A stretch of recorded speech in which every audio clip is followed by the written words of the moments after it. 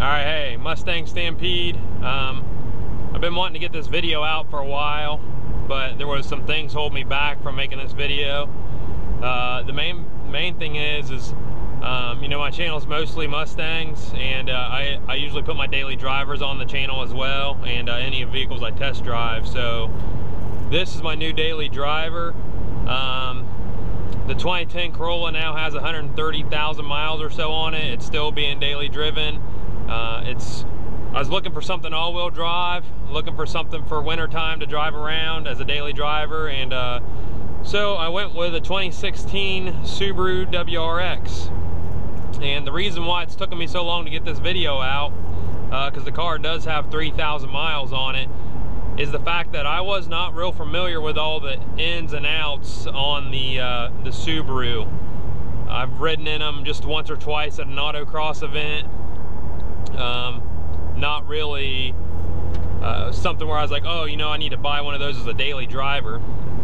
When I started looking at cost of other all-wheel drive vehicles, the same features found in this, the price probably was very comparable, or felt like value added to me with going with the 2016 Subaru WRX.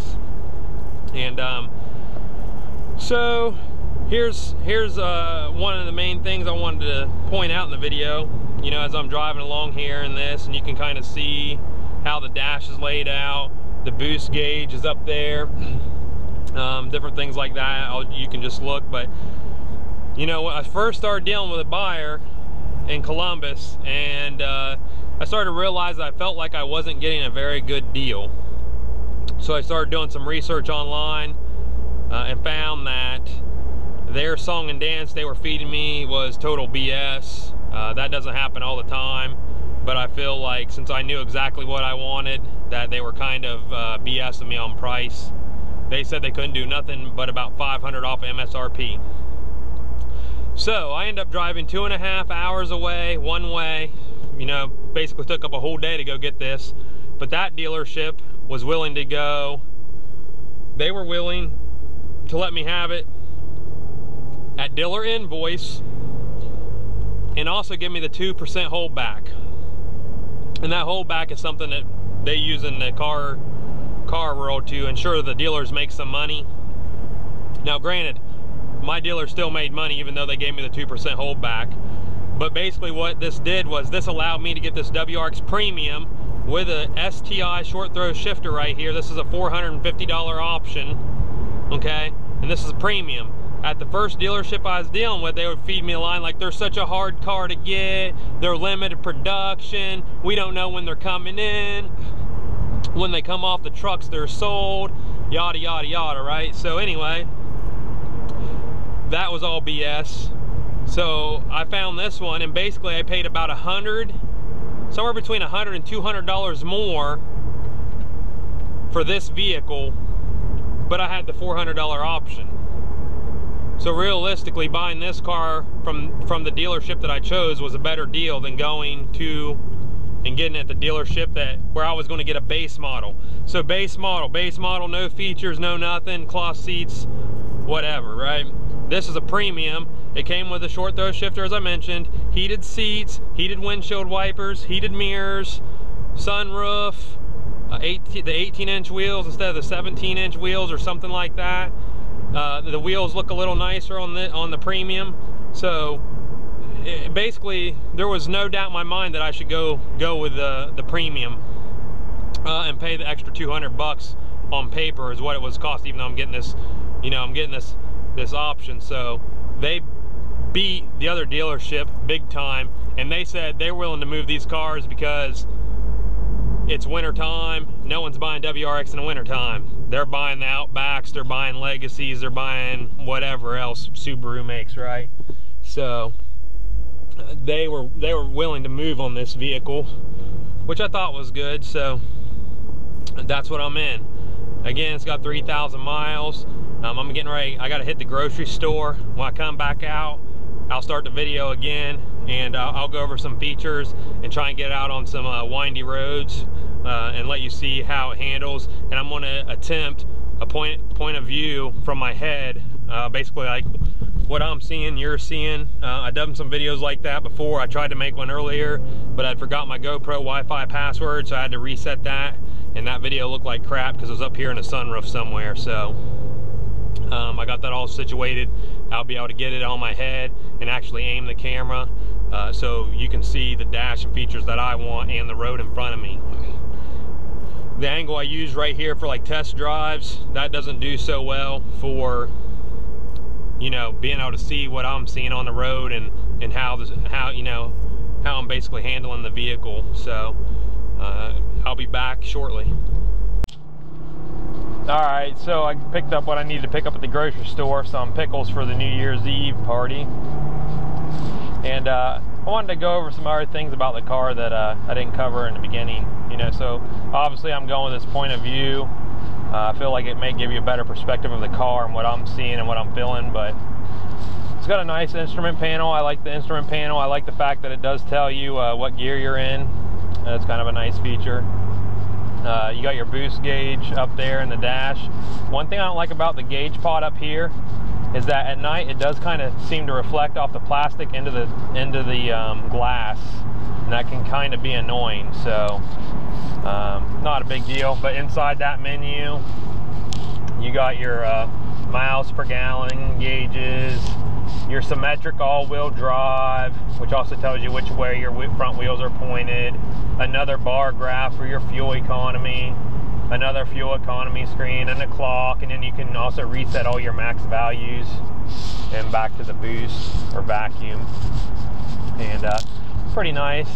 So the main reason, you know, I picked this car was the handling was great. It feels so connected to the road, whether if it's raining out. That's all I've got to experience thus far. I did have it out one night during ice, and of course ice, you know, even if you're all-wheel drive, you may be able to do some things that some other people can't as far as going up a hill or this or that, but ice is about the limiting factor for all vehicles. All-wheel drive, four-wheel drive, front-wheel drive, rear-wheel drive, whatever. When you get a good layer of ice down, you can forget about it till the salt's laid. So, but I love the handling of this vehicle, and again, this is my daily driver now. I'm driving it all the time, and I kept the Corolla, so there will be another update video on the Corolla probably when the Corolla hits 150K. I like this short throw shifter. It was an additional item. I do like that. It's pretty good. I'm averaging about 32 miles per gallon. I use those mile per gallon screens a lot when I'm headed to work because I want to get good fuel economy going to work. Obviously, since it's a daily driver, I just didn't want the boring aspect of driving my Toyota Corolla S anymore, where I felt like I need to plan to pass somebody. This car, if I want to pass someone, I can pretty much go ahead and pass. And it's so much more nimble. It handles so much better. So, you know, that seems to be good.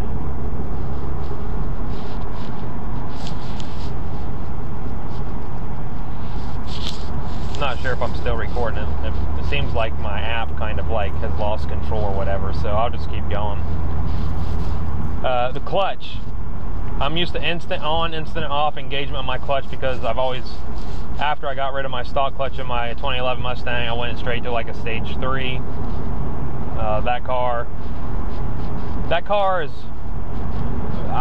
This car is more, I guess the power feels more refined, where my Mustang seems violent almost compared to this car. When the power comes in a Mustang, I mean, it's like a violent power. It's right now, it's there, it goes. This one, you just kind of roll in out of throttle and you can feel the power, and it's very smooth, and the car is smooth.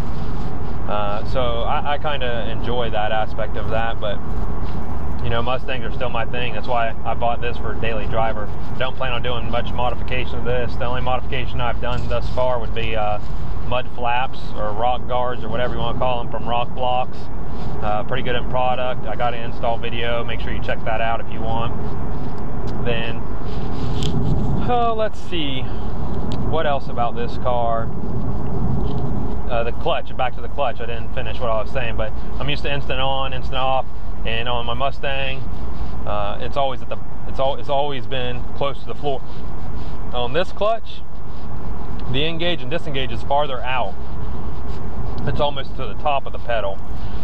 takes a little bit getting used to for me, but you got to remember I'm coming from a car that's instant on, instant off with a racing flywheel and a racing clutch. So that's just one of those things that I need to get used to, and it's not that bad. So the turbo, you can't really hear it that much unless you got the radio off, you know, fans off, and you'll just hear a slight whistle, like almost like a zzz. That's about the extent of that, but you can hear it. You cannot hear the wastegate or blow-off valve or anything like that because it's vented back to the atmosphere. The wastegate probably isn't. I don't want to freak everybody out. Oh my God, he said the wrong thing, right? The blow-off valve is vented back into the vehicle, so it's not vent to atmosphere, so you can't really hear it that well. And from what I understand and what I've been reading, that the hybrid wastegates sometimes require a new tune for these vehicles. So maybe I might do that just so you can kind of hear the blow off, but not a big deal to me because I really don't care because it's just a daily driver. So, but I do like this car. The handling's great. I can't wait to try it in the snow.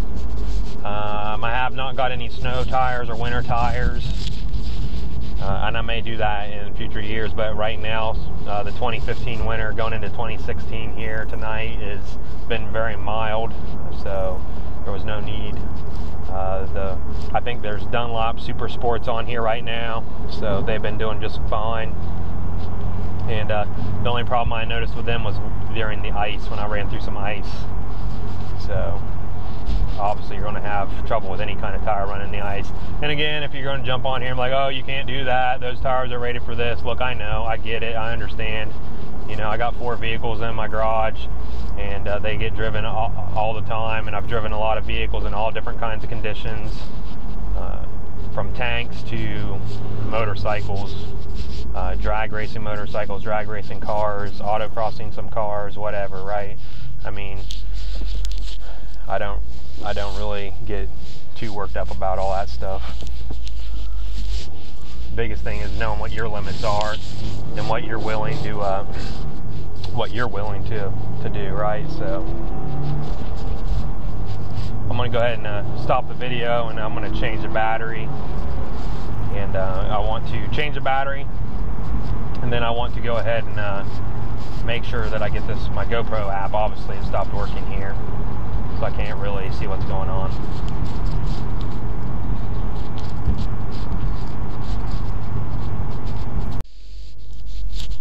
Alright, back up and running again. I had a problem with my app, so we'll get out here on some gravel road. Maybe a little bit harder to hear.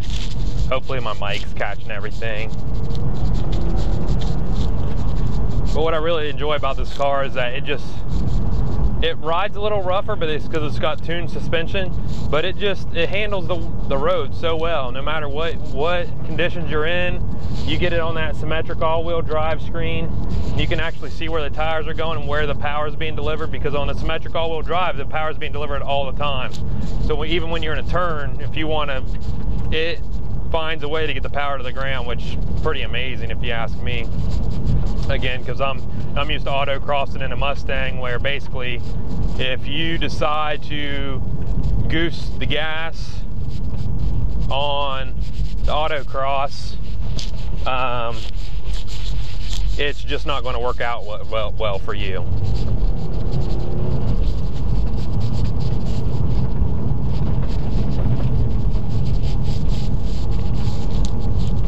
You know, that's just one of those things where this symmetric all-wheel drive just really is amazing to me.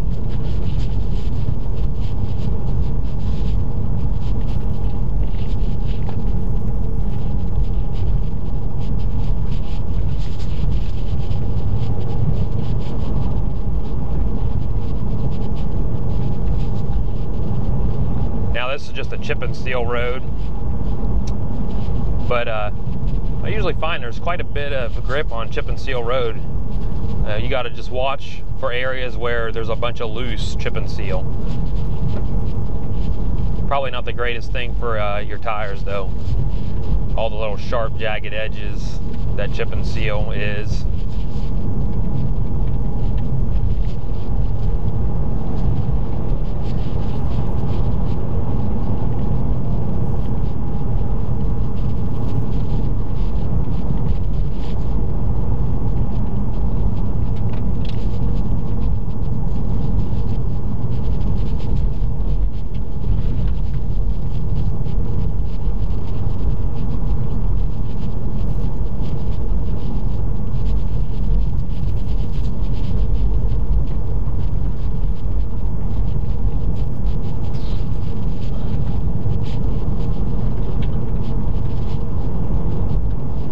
hopefully this point of view gives you a better feel of, I don't know, the inside area of the car. Sometimes I feel like the side mirror or the side window view for test drive just might not be the greatest view for the other people, so I thought I would try some more point of view style filming.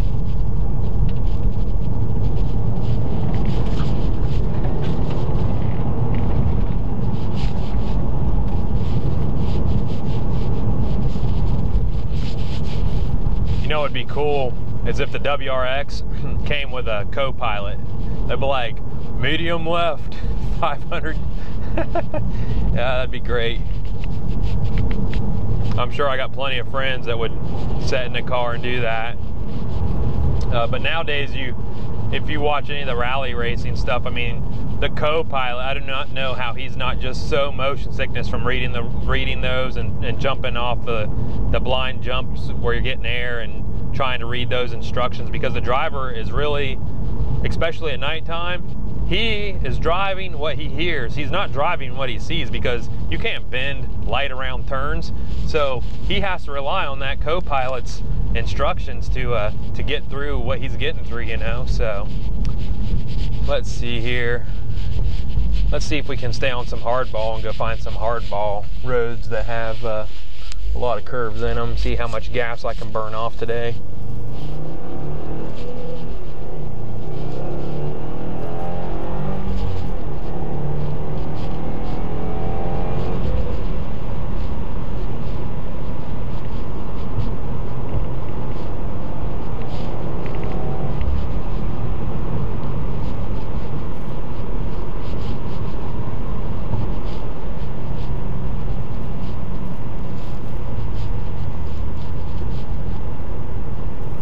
Yeah, this hardball here has got some decent turns. Hopefully it gives you guys a good perspective of the curves.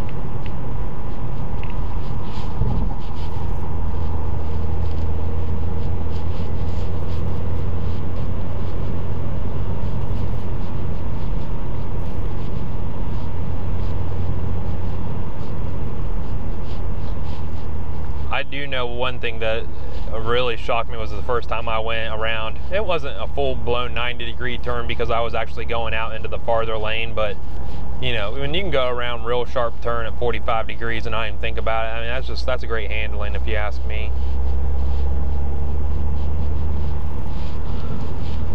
In my Mustang, you know, you would be ready to actually cut the wheel back against the direction you were going, you know, to bring the fishtail back around or whatever. That just, you don't have to worry about this in this vehicle.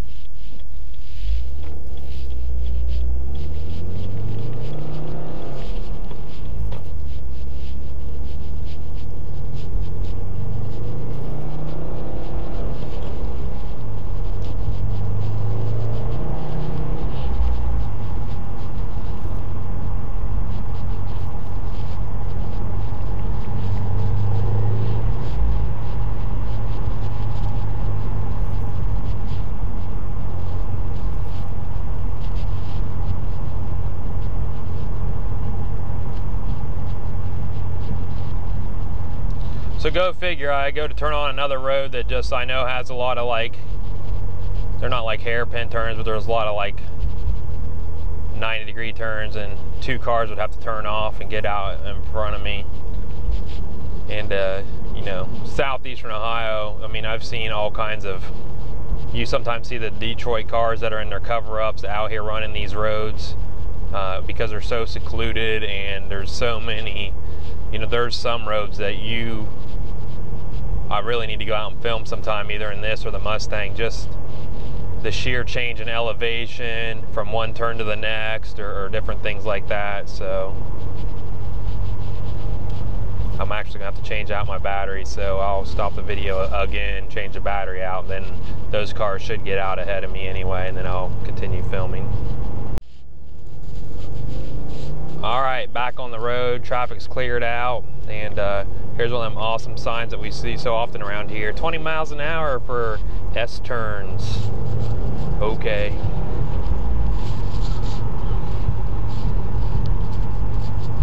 Watch out for roadkill.